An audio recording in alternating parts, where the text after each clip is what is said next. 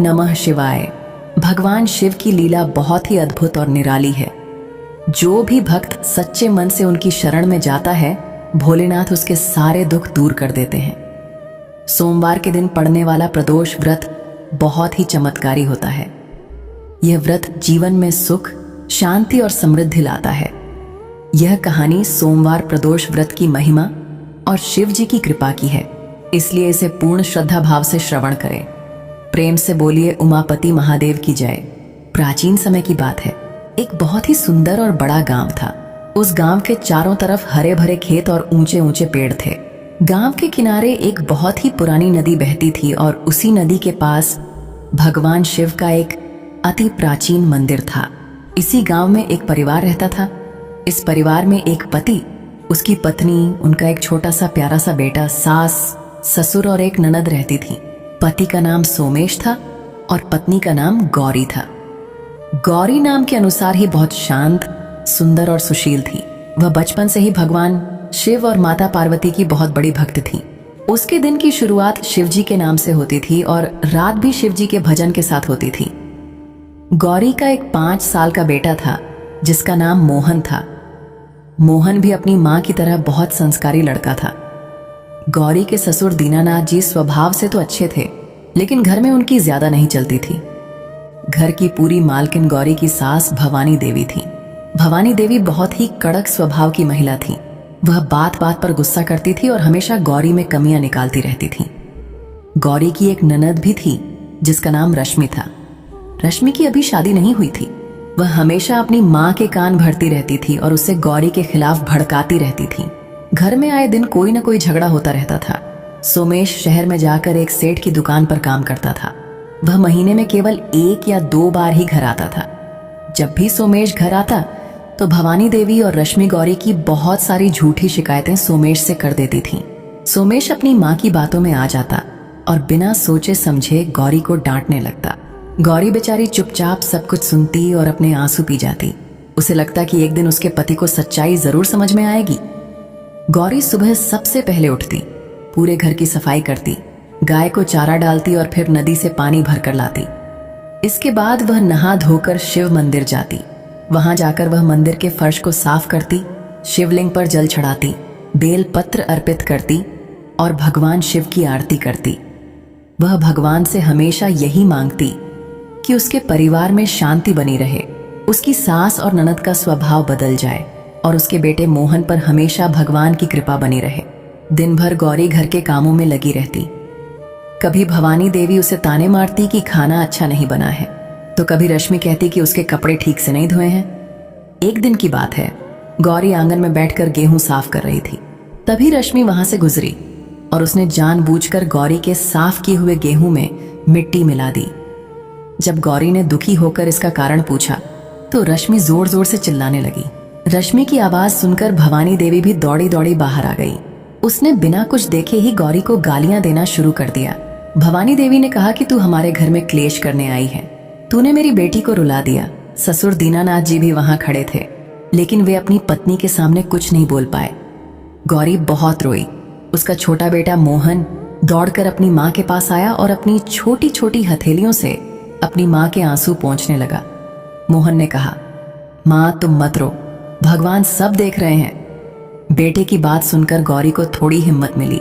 वह उठी और अपने कमरे में जाकर भगवान शिव की तस्वीर के सामने हाथ जोड़कर खड़ी हो गई। उसने रोते हुए कहा, हे भोलेनाथ, हे डमरू वाले, मुझसे ऐसी कौन सी गलती हो गई है जिसकी मुझे इतनी बड़ी सजा मिल रही है। मैं दिन रात इस घर की सेवा करती हूँ, फिर भी मुझे सिर्फ ताने और अपमान ही मिलता है। मेरे पति भी मुझ पर विश्वास नहीं करते। अब आप ही मेरा सहारा है। तभी गौरी को गांव के एक बुजुर्ग पंडित जी की बात याद आई।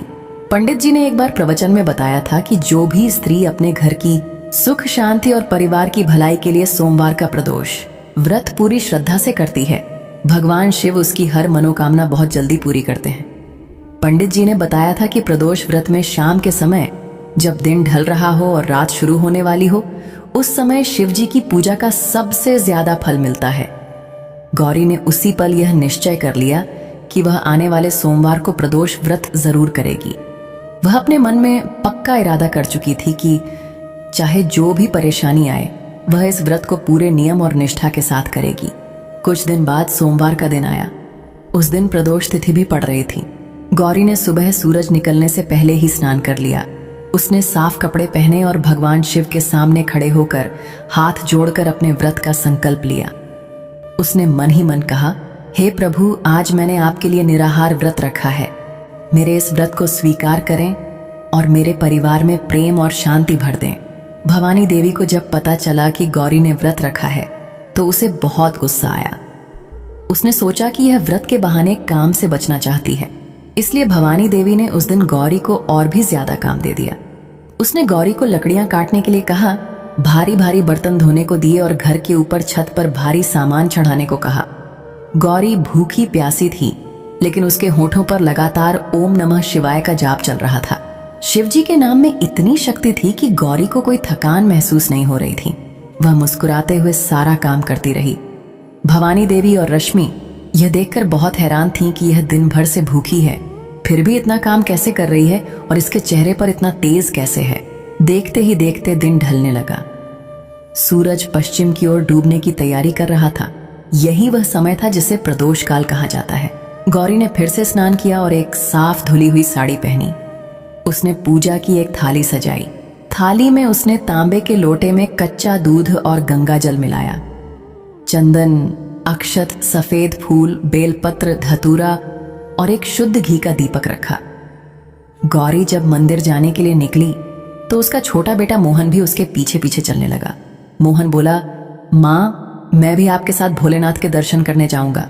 गौरी ने प्यार से अपने बेटे का माथा चूमा और उसका हाथ पकड़कर शिव मंदिर की ओर चल पड़ी। मंदिर गांव के बाहर नदी के किनारे एक बहुत ऊंचे और पुराने पीपल के पेड़ के नीचे था। वहां का माहौल बहुत ही शांत और पवित्र था। जब गौरी और मोहन मंदिर के अंदर पहुंचे तो वहां का नजारा देखकर गौरी एक पल के लिए घबरा गई। मंदिर के बीचों बीच जहां शिवलिंग स्थापित था, ठीक उसी के ऊपर एक बहुत ही विशाल और भयंकर नाग देवता फन फैलाए बैठे थे। नाग का रंग बिल्कुल काला था और उसकी आंखों में एक अजीब सी चमक थी। गौरी के पैर वहीं रुक गए। उसने मोहन को कसकर पकड़ लिया ताकि वह आगे न जाए। गौरी डर गई थी कि कहीं नाग देवता उसके छोटे से बेटे को कोई नुकसान न पहुंचा दें, लेकिन गौरी को शिवजी पर पूरा भरोसा था। उसने आंखें बंद की और शिवजी का ध्यान किया। गौरी ने मन ही मन प्रार्थना की, हे शिव शंभु, यह नाग देवता तो आपके ही गले का आभूषण है। मैं आपकी पूजा करने आई हूं, कृपया मुझे पूजा करने का रास्ता दें, मेरी रक्षा करें। गौरी ने हाथ जोड़कर नाग देवता को प्रणाम किया और बहुत ही मीठी आवाज में बोली, हे नाग देवता, मैं एक साधारण सी भक्त हूं। मेरे भगवान शिव की पूजा का समय हो रहा है। कृपा करके मुझे थोड़ी सी जगह दे दीजिए ताकि मैं अपने भगवान को जल चढ़ा सकूं। इतना कहते ही एक बहुत ही अद्भुत चमत्कार हुआ। वह विशाल नाग देवता जो इतने गुस्से में लग रहे थे, अचानक शांत हो गए। उन्होंने अपना फन नीचे कर लिया और धीरे धीरे सरकते हुए शिवलिंग के ऊपर से हटकर पास ही एक कोने में जाकर कुंडली मारकर बैठ गए। ऐसा लग रहा था जैसे वे खुद भगवान शिव की पूजा देखने के लिए वहां बैठे हों। गौरी की आंखों में आंसू आ गए। उसे विश्वास हो गया कि भगवान शिव उसकी भक्ति से प्रसन्न है और उन्होंने ही इस नाग देवता को शांत किया है। गौरी ने आगे बढ़कर सबसे पहले शिवलिंग को साफ पानी से नहलाया। फिर उसने पूरी श्रद्धा के साथ दूध और गंगा जल चढ़ाया। उसने शिवलिंग पर चंदन का लेप किया, सफेद फूल चढ़ाए और एक एक करके बेलपत्र ओम नमः शिवाय बोलते हुए अर्पित किए। मोहन भी अपनी मां के पास खड़ा था। वह भी अपनी तोतली आवाज में ओम नमः शिवाय बोल रहा था। गौरी ने घी का दीपक जलाया और भगवान शिव की बहुत ही सुंदर आरती की।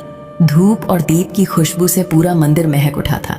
कोने में बैठे नाग देवता बिल्कुल शांत होकर यह सब देख रहे थे। पूजा खत्म करने के बाद गौरी ने अपने दोनों हाथ जोड़े और अपनी आंखें बंद करके बहुत ही सच्चे मन से प्रार्थना करने लगी। उसने कहा, हे देवाधिदेव महादेव, आप तो अंतर्यामी हैं, आप सब जानते हैं। मेरे घर में बहुत कलह रहता है। मेरी सास और ननद मुझसे बहुत नाराज रहती हैं। मेरे पति भी मेरी बात नहीं सुनते। मैं किसी का बुरा नहीं चाहती। हे भोलेनाथ, मेरे परिवार को सद्बुद्धि दें, मेरे घर में प्रेम और शांति लाएं। मेरी सास और ननद के मन से मेरे लिए कड़ुवाहट निकाल दें। मेरे पति को सही रास्ता दिखाएं और मेरे इस छोटे से बेटे मोहन की हमेशा रक्षा करें।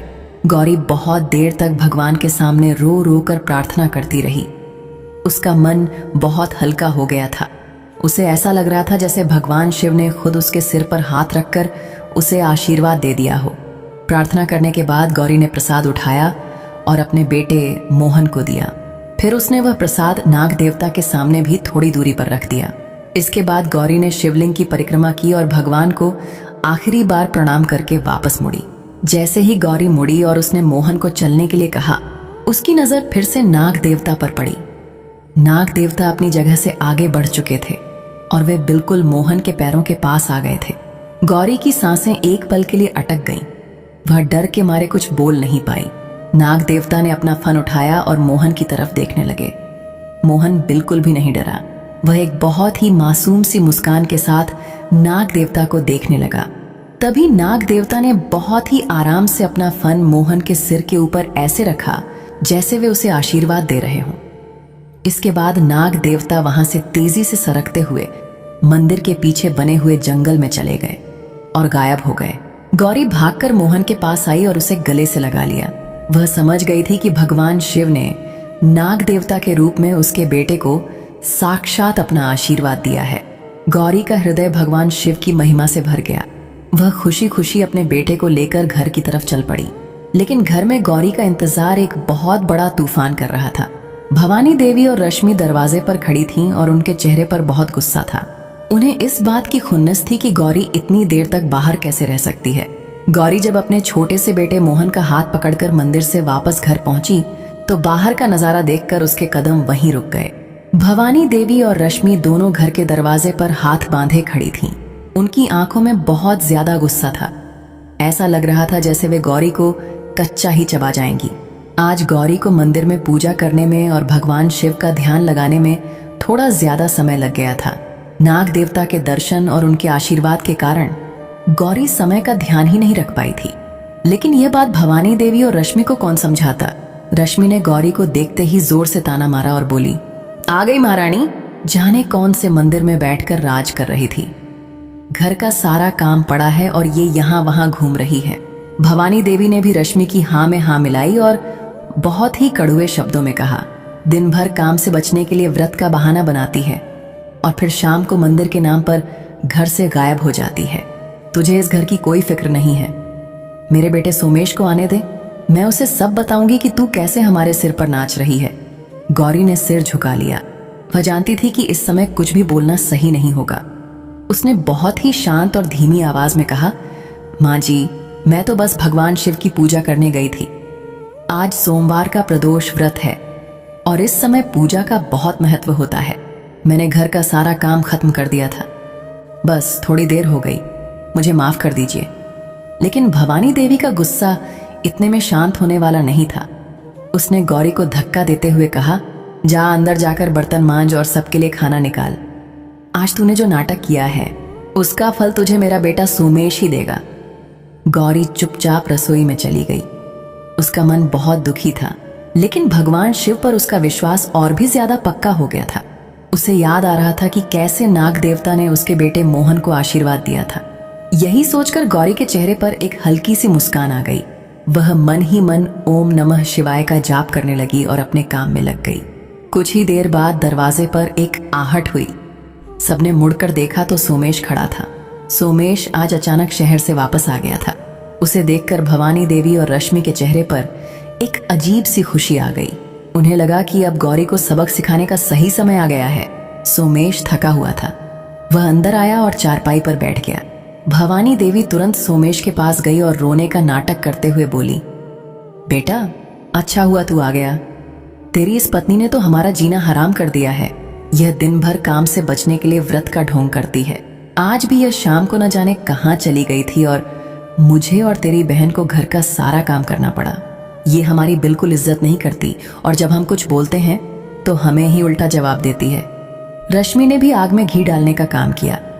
उसने कहा, हाँ भैया, माँ बिल्कुल सच कह रही है। भाभी तो हम दोनों को इस घर से निकालना चाहती है। आज तो उसने माँ को धक्का भी दे दिया। सोमेश अपनी माँ और बहन की बातें सुनकर बहुत गुस्से में आ गया। वह बिना कुछ सोचे समझे सीधा रसोई में गया। गौरी वहां सबके लिए खाना निकाल रही थी। सोमेश ने जाकर गौरी का हाथ जोर से पकड़ लिया और उसे रसोई से बाहर खींच लाया। गौरी डर गई। उसने कहा, क्या हुआ जी, आप इतने गुस्से में क्यों हैं? सोमेश ने चिल्लाते हुए कहा, तूने मेरी माँ और बहन को परेशान कर रखा है। मैं शहर में दिन रात मेहनत करता हूँ ताकि मेरा परिवार खुश रहे, और तू यहाँ मेरे ही घर वालों को रुला रही है। तुझे शर्म नहीं आती? अगर तुझे इस घर में रहना है तो मेरी माँ के पैर पकड़कर माफी मांग, वरना आज ही इस घर से निकल जा। गौरी की आंखों से आंसू बहने लगे। उसने रोते हुए कहा, नहीं जी, मैंने ऐसा कुछ नहीं किया है। माँ जी और रश्मि गलत कह रही हैं। मैं तो बस मंदिर गई थी, आप मेरी बात तो सुनिए। लेकिन सोमेश कुछ भी सुनने को तैयार नहीं था। उसने गौरी की एक न सुनी और उसे बहुत बुरा भला कहा। घर के एक कोने में ससुर दीनानाथ जी चुपचाप बैठे सब देख रहे थे, लेकिन वे अपनी पत्नी और बेटे के सामने कुछ बोलने की हिम्मत नहीं कर पा रहे थे। छोटा मोहन अपनी माँ को रोता हुआ देखकर बहुत उदास हो गया। वह दौड़कर अपनी माँ के पास आया और उसे गले से लगा लिया। मोहन ने अपने पिता से कहा, पिताजी आप माँ को मत डांटिए, माँ बहुत अच्छी है। हम तो मंदिर गए थे, वहां एक बहुत बड़े काले नाग देवता आए थे और उन्होंने मुझे प्यार किया था। सोमेश ने मोहन की बात को बच्चों की कहानी समझकर अनसुना कर दिया। उसने गौरी से कहा कि वह आज रात को जमीन पर सोएगी और उसे कोई खाना नहीं मिलेगा। गौरी ने अपने आंसू पोंछे। वह तो वैसे भी प्रदोष का निराहार व्रत कर रही थी, इसलिए उसे खाने की कोई इच्छा नहीं थी। उसे बस इस बात का दुख था कि उसका पति उस पर विश्वास नहीं करता। रात का समय हो गया। घर में सब लोग खाना खाकर अपने अपने कमरों में सोने चले गए।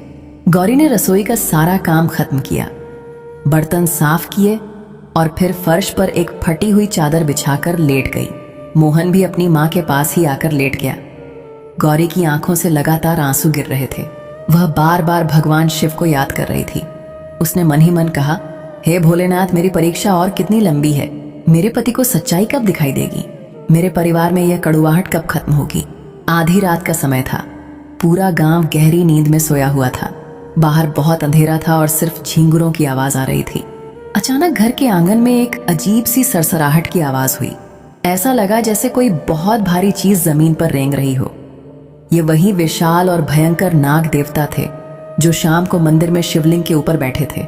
नाग देवता धीरे धीरे सरकते हुए घर के अंदर आ गए थे। नाग देवता सीधे उस कमरे की तरफ गए जहां भवानी देवी और रश्मि सो रही थीं।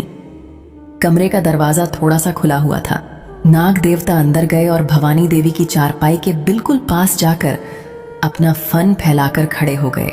कमरे में नाग देवता के आने से एक अजीब सी फुफकार गूंजने लगी। अचानक भवानी देवी की आंख खुली। उसने अपने सामने एक बहुत ही विशाल और काले नाग को फन फैलाए खड़ा देखा। नाग की आंखें अंधेरे में चमक रही थीं। भवानी देवी के गले से आवाज ही नहीं निकली। वह डर के मारे कांपने लगी। उसकी सांस रुक गई। उसने अपने बगल में सो रही रश्मि को धक्का दिया। रश्मि उठी और नाग को देखकर जोर से चीख पड़ी। उसकी चीख पूरे घर में गूंज गई। रश्मि की चीख सुनकर सोमेश और दीनानाथ जी तुरंत अपनी चारपाई से उठ गए और दौड़कर कमरे में आए। जैसे ही उन्होंने कमरे के अंदर का नजारा देखा, उनके भी होश उड़ गए। सोमेश एक डंडा उठाने के लिए पीछे मुड़ा, लेकिन नाग देवता ने इतनी जोर से फुफकार मारी कि सोमेश के हाथ से डंडा छूटकर गिर गया। पूरा परिवार दहशत में था। किसी को समझ नहीं आ रहा था कि क्या किया जाए। तभी गौरी की भी नींद खुल गई। वह मोहन को सुलाकर उठी और भागकर कमरे की तरफ आई। जब गौरी ने दरवाजे से अंदर देखा तो वह बिल्कुल भी नहीं डरी। उसने तुरंत पहचान लिया कि यह तो वही नाग देवता है जिन्होंने मंदिर में मोहन को आशीर्वाद दिया था। गौरी समझ गई कि भगवान शिव ने ही नाग देवता को उसकी मदद के लिए और उसके परिवार को सच्चाई का रास्ता दिखाने के लिए भेजा है। गौरी बहुत ही शांत कदमों से कमरे के अंदर गई। सोमेश ने चिल्लाकर कहा, गौरी पीछे हट जा, वह तुझे डस लेगा। लेकिन गौरी नहीं रुकी। वह नाग देवता के बिल्कुल सामने जाकर खड़ी हो गई। उसने अपने दोनों हाथ जोड़े और अपनी आंखें बंद कर लीं। गौरी ने बहुत ही मीठी और सुरीली आवाज में भगवान शिव का भजन गाना शुरू कर दिया। ओम नमः शिवाय, ओम नमः शिवाय। गौरी की आवाज में इतनी पवित्रता और सच्चाई थी कि पूरा कमरा गूंजने लगा। भवानी देवी, रश्मि, सोमेश और दीनानाथ जी सब हैरानी से गौरी को देख रहे थे। उन्हें लग रहा था कि अभी नाग गौरी को डस लेगा, लेकिन वहां एक बहुत ही अद्भुत चमत्कार हुआ। गौरी की आवाज सुनते ही नाग देवता का गुस्सा बिल्कुल शांत हो गया। उन्होंने अपना फन नीचे कर लिया। नाग देवता धीरे से गौरी के पैरों के पास आए और उन्होंने अपना सिर गौरी के पैरों पर ऐसे रख दिया जैसे वे उसे प्रणाम कर रहे हों। यह देखकर कमरे में मौजूद हर इंसान की आंखें फटी की फटी रह गईं। भवानी देवी और रश्मि तो यह चमत्कार देखकर रोने लगीं। उन्हें अपनी आंखों पर विश्वास नहीं हो रहा था कि जिस बहू को वे दिन रात ताने मारती थीं, जिसे वे घर से निकालना चाहती थीं, उसके सामने एक इतना भयंकर नाग इतने शांत भाव से नतमस्तक है। सोमेश भी अपनी जगह पर बुद्ध बनकर खड़ा था। उसे अपनी गलती का एहसास होने लगा था। गौरी ने हाथ जोड़कर नाग देवता से प्रार्थना की और कहा, हे नाग देवता, आप भगवान शिव के परम भक्त और उनके गले का हार हैं। आपने मेरे घर में आकर हमें दर्शन दिए, इसके लिए मैं आपकी बहुत आभारी हूं।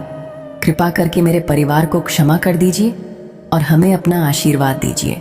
गौरी की बात सुनकर नाग देवता ने एक बार फिर अपना फन उठाया। उन्होंने गौरी, सोमेश, भवानी देवी, रश्मि और दीनानाथ जी की तरफ देखा। ऐसा लगा जैसे उनकी आंखों में एक बहुत ही गहरी शांति और संदेश था। इसके बाद नाग देवता धीरे धीरे सरकते हुए कमरे से बाहर निकले और आंगन से होते हुए अंधेरे में गायब हो गए। नाग देवता के जाने के बाद कमरे में एकदम सन्नाटा छा गया। कोई कुछ नहीं बोल पा रहा था। सबसे पहले ससुर दीनानाथ जी ने चुप्पी तोड़ी। वे आगे बढ़े और उन्होंने गौरी के सिर पर हाथ रखकर कहा, बेटी, आज तेरी भक्ति ने हम सबको बचा लिया। तू कोई साधारण लड़की नहीं है, तू तो साक्षात देवी का रूप है। हमने तुझे पहचानने में बहुत बड़ी भूल की है। इसके बाद भवानी देवी रोते हुए आगे आई और धड़ाम से गौरी के पैरों में गिर पड़ी। भवानी देवी ने गौरी के पैर पकड़ लिए और फूट फूट कर रोने लगी। उसने कहा, मुझे माफ कर दे मेरी बच्ची, मैं बहुत बड़ी पापन हूं। मैंने तेरे साथ बहुत बुरा व्यवहार किया। मैंने बिना किसी बात के तुझे दुख दिया। मेरे मन में बहुत जहर भरा था। आज भगवान शिव ने मेरी आंखें खोल दी हैं। तेरी वजह से आज हमारी जान बची है। तूने हमेशा इस घर का भला चाहा और मैंने हमेशा तेरा बुरा चाहा। मुझे क्षमा कर दे गौरी। रश्मि भी रोते हुए गौरी के पास आई और उसके गले लग गई। रश्मि ने कहा, भाभी, मैं बहुत नासमझ थी। मैंने हमेशा माँ को आपके खिलाफ भड़काया। मैंने कभी आपकी अच्छाई नहीं देखी। आज मुझे समझ आ गया है कि भगवान उसी का साथ देते हैं जिसका दिल साफ होता है। मैं अब कभी आपको परेशान नहीं करूंगी। सोमेश की आंखों से भी आंसू बह रहे थे। वह गौरी के सामने आया और उसने अपने दोनों हाथ जोड़ लिए। सोमेश ने कहा, गौरी, मैं बहुत बड़ा मूर्ख हूं। मैं अपनी माँ और बहन की झूठी बातों में आ गया और मैंने तुझ पर कभी विश्वास नहीं किया। तूने मेरे और मेरे परिवार के लिए इतने दुख सहे, फिर भी तूने कभी उफ तक नहीं की। आज मैंने अपनी आंखों से तेरी भक्ति की शक्ति देखी है। आज से मैं कसम खाता हूं कि मैं तुझे कभी दुख नहीं दूंगा और हमेशा तेरा साथ दूंगा। गौरी के लिए यह सब किसी सपने जैसा था। वह जिस पल का इतने सालों से इंतजार कर रही थी, वह पल आज भगवान शिव की कृपा से आ गया था। गौरी ने अपनी सास भवानी देवी को उठाया और उनके आंसू पोंछे। उसने रश्मि और सोमेश को भी गले लगाया। गौरी ने कहा, आप लोग ऐसा मत कहिए, हम सब एक परिवार हैं। परिवार में कभी कभी गलत फहमियां हो जाती हैं। मुझे किसी से कोई शिकायत नहीं है। यह सब तो भोलेनाथ की लीला है। उन्होंने ही हमारे परिवार से यह कड़वाहट दूर की है। हमें उनका धन्यवाद करना चाहिए। उस रात गौरी के घर में एक नई सुबह की शुरुआत हुई थी। घर का सारा माहौल बदल गया था। जो सास और ननद कुछ घंटे पहले गौरी को गालियां दे रही थीं, वे अब गौरी की आरती उतारने को तैयार थीं। सोमेश अपनी पत्नी पर गर्व महसूस कर रहा था। उस रात गौरी ने अपना प्रदोष का व्रत खोला। भवानी देवी ने खुद अपने हाथों से गौरी को मीठा दूध पिलाया और व्रत का पारण करवाया। उस चमत्कारिक रात के बाद जब सुबह हुई तो गांव का नजारा रोज जैसा ही था, लेकिन गौरी के घर का माहौल पूरी तरह से बदल चुका था। सूरज की पहली किरण के साथ ही आज भवानी देवी सबसे पहले उठ गई। आज उसके चेहरे पर वह हमेशा वाला कड़कपन और गुस्सा नहीं था, बल्कि एक अजीब सी शांति और पश्चाताप का भाव था। उसने उठते ही सबसे पहले स्नान किया और सीधे गौरी के कमरे की तरफ गई। गौरी भी उठ चुकी थी और अपने दिन की शुरुआत भगवान शिव के ध्यान से कर रही थी। भवानी देवी ने जाकर गौरी के सिर पर प्यार से हाथ रखा और कहा, बेटी, आज से घर का कोई भी भारी काम तू नहीं करेगी। तूने इस घर के लिए बहुत कुछ सहा है। अब तेरी सेवा करने की बारी मेरी और रश्मि की है। गौरी यह सुनकर बहुत भावुक हो गई। उसने अपनी सास के पैर छुए और कहा, माँ जी, आप यह क्या कह रही हैं? मैं तो आपकी बेटी जैसी हूँ, आप बस अपना आशीर्वाद मुझ पर और मोहन पर बनाए रखिए, मेरे लिए इतना ही बहुत है। रश्मि भी वहां आ गई। उसने गौरी को गले से लगा लिया। आज रश्मि ने खुद झाड़ू उठाया और पूरे घर की सफाई करने लगी। जो रश्मि कल तक पानी का एक गिलास भी खुद से लेकर नहीं पीती थी, आज वह अपनी भाभी के लिए रसोई में चाय बना रही थी। यह सब देखकर ससुर दीनानाथ जी की आंखों में खुशी के आंसू आ गए। उन्हें लगा जैसे उनके घर में साक्षात स्वर्ग उतर आया हो। सोमेश भी सुबह जल्दी उठ गया था। उसने अपनी पत्नी गौरी को पास बुलाया और उसके हाथ अपने हाथों में लेकर कहा, गौरी, मैं आज वापस शहर नहीं जाऊंगा। मैंने फैसला किया है कि मैं अब यहीं गांव में रहकर खेती बाड़ी का काम देखूंगा और तुम्हारे साथ समय बिताऊंगा। मैं अपने परिवार को अब और नहीं छोड़ूंगा। कल रात जो कुछ भी हुआ उसने मेरी आंखें खोल दी हैं। मुझे समझ आ गया है कि असली खुशी पैसों में नहीं बल्कि अपने परिवार के साथ प्यार से रहने में है। सोमेश की यह बात सुनकर गौरी की खुशी का कोई ठिकाना नहीं रहा। उसका परिवार अब पूरी तरह से एक हो चुका था। मोहन भी बहुत खुश था। वह पूरे घर में खुशी से उछल कूद कर रहा था। उसे अपनी माँ को मुस्कुराते हुए देखकर बहुत अच्छा लग रहा था। गौरी ने अपने पति से कहा, जी, अगर आप सबकी आज्ञा हो तो क्या हम सब मिलकर आज शिव मंदिर चलें? भगवान भोलेनाथ और नाग देवता की कृपा से ही हमारे घर में ये खुशियां लौटी हैं। हमें उनका धन्यवाद जरूर करना चाहिए। भवानी देवी ने तुरंत हामी भर दी। उसने कहा, हाँ बेटी, तू बिल्कुल सही कह रही है। हम सब मंदिर चलेंगे और मैं खुद भगवान शिव से अपने पापों की क्षमा मांगूंगी। पूरे परिवार ने मिलकर पूजा की बहुत बड़ी थाली सजाई। उसमें दूध, दही, शहद, घी, शक्कर, गंगा जल, चंदन, अक्षत, सफेद फूल, बेलपत्र, धतूरा और मीठे पकवान रखे गए। सबने नए और साफ कपड़े पहने और खुशी खुशी भगवान शिव के मंदिर की ओर चल पड़े। रास्ते में गांव के जो भी लोग उन्हें एक साथ और इतने खुश देखते, वे बहुत हैरान होते। सबको पता था कि भवानी देवी अपनी बहू को कितना परेशान करती थीं, लेकिन आज सास और बहू को एक साथ हंसते मुस्कुराते देखकर पूरे गांव में यह चर्चा फैल गई कि जरूर कोई बहुत बड़ा चमत्कार हुआ है। जब वे सब उस पुराने पीपल के पेड़ के नीचे बने शिव मंदिर में पहुंचे तो वहां का माहौल बहुत ही पवित्र और शांत था। वहां कोई नाग देवता नहीं थे, लेकिन सबको ऐसा महसूस हो रहा था जैसे भगवान शिव खुद वहां मौजूद हों। गौरी ने आगे बढ़कर सबसे पहले शिवलिंग को साफ किया। इसके बाद पूरे परिवार ने मिलकर भगवान शिव का पंचामृत से अभिषेक किया। सोमेश ने पूरी श्रद्धा के साथ शिवलिंग पर जल चढ़ाया। रश्मि और भवानी देवी ने बेलपत्र और फूल चढ़ाए। भवानी देवी भगवान शिव की मूर्ति के सामने हाथ जोड़कर घुटनों के बल बैठ गईं। उसकी आंखों से आंसुओं की धारा बह निकली। उसने रोते हुए कहा, हे दयालु महादेव, मैं बहुत अज्ञानी हूं। मैंने अपनी ही घर की लक्ष्मी को इतने दिन तक रुलाया। मेरे मन में अहंकार भर गया था, लेकिन आपने मेरी बहू के सच्चे व्रत और भक्ति की लाज रख ली। आपने नाग देवता को भेजकर मेरा घमंड तोड़ दिया और मुझे सही रास्ता दिखाया। हे भोलेनाथ, मुझे मेरे हर बुरे बर्ताव के लिए क्षमा कर दीजिए। मैं वचन देती हूँ कि अब मैं कभी अपनी बहू का दिल नहीं दुखाऊंगी और हमेशा उसे अपनी सगी बेटी से भी बढ़कर मानूंगी। रश्मि ने भी भगवान से माफी मांगी और कहा, हे शिव शंभू, मुझे भी क्षमा कर दीजिए। मैंने हमेशा अपनी भाभी के खिलाफ साजिश रची। मुझे सद्बुद्धि दीजिए ताकि मैं एक अच्छी इंसान बन सकूं। सोमेश ने भी भगवान का धन्यवाद किया और अपने परिवार की सुख शांति की प्रार्थना की। छोटा मोहन भगवान शिव को देखकर बहुत ही प्यारी सी मुस्कान के साथ ओम नमः शिवाय का जाप कर रहा था। गौरी ने भगवान शिव की धूप दीप से आरती की। पूरे मंदिर में आरती की मीठी मीठी आवाज गूंजने लगी। जब आरती खत्म हुई तो अचानक एक बहुत ही सुंदर चमत्कार हुआ। शिवलिंग के ऊपर रखा हुआ एक बहुत ही सुंदर सफेद फूल सीधा गौरी की गोद में आ गिरा। यह देखकर वहां मौजूद हर इंसान हैरान रह गया। गांव के जो पुराने पंडित जी वहां पूजा करने आते थे, उन्होंने यह नजारा देखा और बोले, बेटी गौरी, तुम बहुत ही भाग्यशाली हो। भगवान शिव ने साक्षात तुम्हें अपना आशीर्वाद दिया है। यह सफेद फूल इस बात का सबूत है कि भगवान तुम्हारी भक्ति से पूरी तरह से प्रसन्न है। तुम्हारे घर में अब कभी कोई दुख नहीं आएगा। पंडित जी ने वहां मौजूद सभी लोगों को सोमवार प्रदोष व्रत की महिमा के बारे में बताया। उन्होंने कहा कि जो भी व्यक्ति, चाहे वह स्त्री हो या पुरुष, सच्चे मन से और बिना किसी छल कपट के सोमवार का प्रदोष व्रत करता है, उसके जीवन से सारी परेशानियां दूर हो जाती हैं। सोमवार का दिन भगवान शिव का होता है और प्रदोष काल में शिव जी की पूजा करने से 100 गुना ज्यादा फल मिलता है। इस व्रत को करने से घर में क्लेश खत्म होता है, धन धान्य की कमी नहीं रहती और इंसान को हर काम में सफलता मिलती है। गौरी ने यह व्रत पूरी निष्ठा से किया और आज उसका फल सबके सामने है। पंडित जी की बातें सुनकर भवानी देवी और रश्मि ने भी यह संकल्प लिया कि वे भी अब से हर सोमवार प्रदोष का व्रत पूरे नियम और श्रद्धा के साथ करेंगी। पूजा खत्म करने के बाद पूरे परिवार ने मंदिर में मौजूद सभी लोगों को प्रसाद बांटा। जो भी प्रसाद खाता वह गौरी के संस्कारों और उसकी भक्ति की तारीफ करता। पूजा के बाद पूरा परिवार खुशी खुशी अपने घर लौट आया। घर आकर सबने मिलकर खाना खाया। उस दिन रसोई में गौरी के साथ भवानी देवी और रश्मि ने भी काम किया।